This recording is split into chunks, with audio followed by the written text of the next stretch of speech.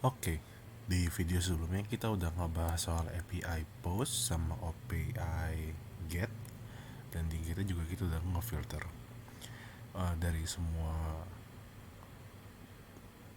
yang udah kita buat. Yang masih terkesan masih dummy ya, itu adalah kita nyimpennya masih ke dalam list. Sedangkan biasanya kita nyimpennya pasti dalam bentuk database. Nah, di video ini gua akan pakai database. Di sini gua akan pakai NoSQL, yaitu MongoDB. Caranya gimana? Kalian tinggal ke Google, cari MongoDB. Oh ya, MongoDB ini NoSQL database ya. MongoDB, terus bisa sign in aja, dan sign innya nggak harus bikin user sih. Kalian bisa login pakai Google atau GitHub kalian.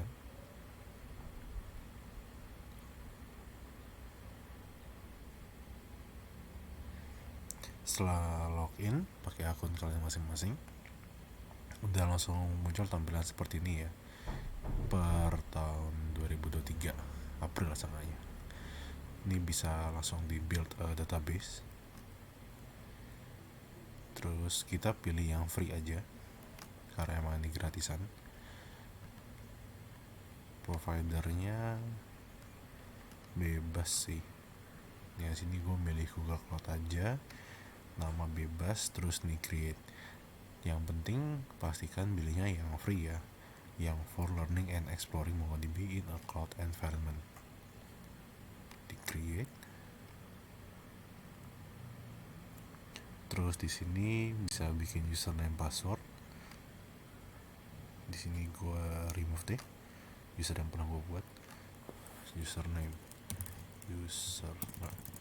my username, password atau generate aja, atau juga buat coret-coretan. Username, my username, password. Nah, terus di create user. Terus dia ada pilihan where would you like to connect from. Ini pilih aja yang my local environment. Terus di sini diklik aja add my current IP address. Habis itu kalian finish and close, save. Nanti akan diarahkan ke halaman database yang tadi buat. Nah, di halaman ini udah terbentuk nih klasternya. Oh ya, di sini kita pakainya MongoDB Atlas namanya. Jadi di cloud lah database-nya. Bisa juga kalian sebenarnya download MongoDB dan run di lokal masing-masing biar nggak harus ngasih internet. Cuma di sini gue nunjukin pakai yang cloud aja karena itu juga gratis. Oke, kita udah punya database MongoDB. Terus selanjutnya kita tinggal balik ke code kita. Kita harus konekin aplikasi Python kita ke database MongoDB. Kalau di MongoDB itu kita tinggal klik connect. Di sini ada pilihan ya, connectnya mau pakai apa. Karena kita dari aplikasi langsung ya, kita bisa pilih yang connect your application. Di sini milihnya Python, dan karena gua pakainya 3.8, gua pilih yang 3.6 or later. Nah, di sini akan ada URI yang tinggal di copy aja, dicatat dulu URI. Terus udah sih. Sini sebenarnya juga ada include full code-nya. Kalau di sini dipakainya PyMongo. Cuman kita belum install ya. Jadi kita harus install dulu. Sini kita PyMongo. Mati dulu. Pip install read requirements. Oke. Kalau udah, kita balik ke sini, kita import PyMongo.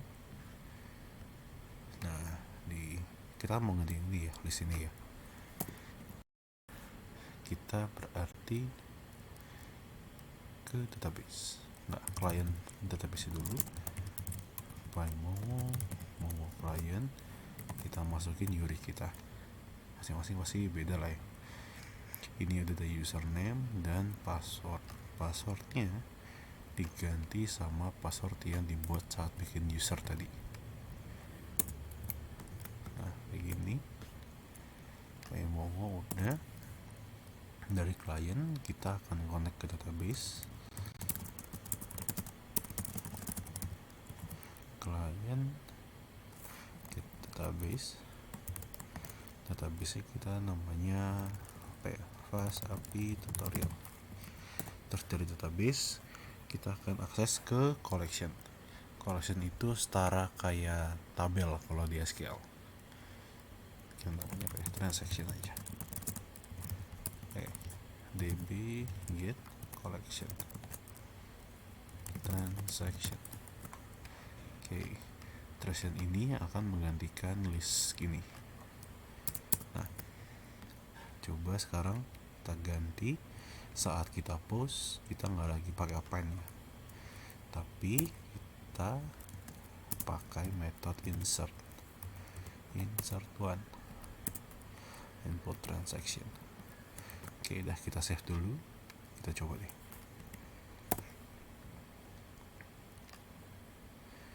Coba kita post ya, execute. Dapat server error. Errornya type error, document must be an instance of dictionary.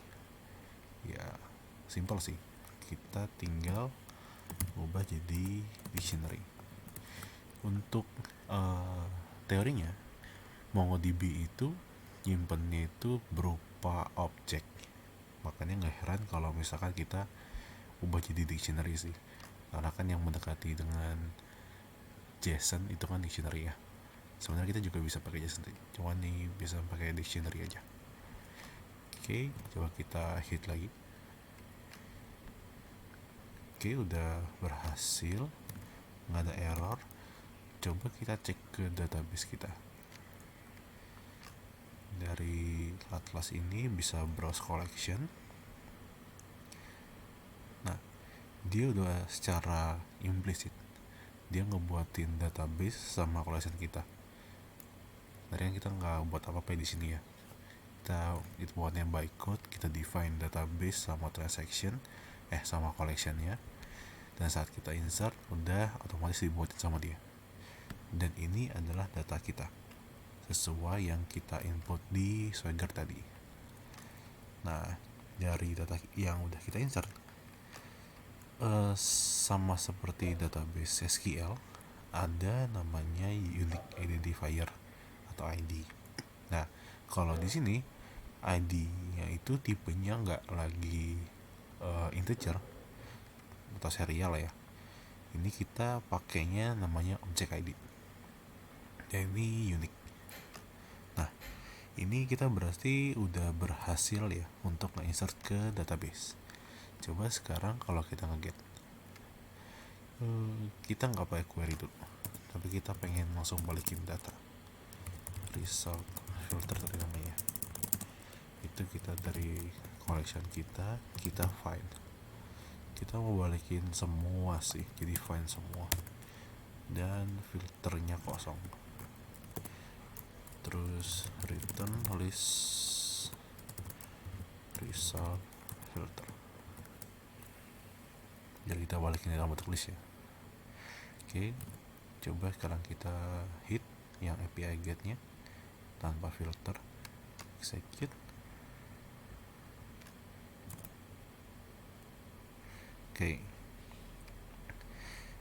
Dia dapat 500. Errornya itu ada value error karena object ID is not iterable. Nah, jadi object ID ini bukan tipe data yang disupport oleh JSON. Agak berkontradiksi ya, tadi gue bilang MongoDB nyimpannya JSON. Kok ini JSON bisa ada object ID, tapi saat dibalikin JSON di sini dia nggak bisa. Jadi singkatnya aja, MongoDB itu nyimpennya bukan dalam bentuk JSON tapi BSON.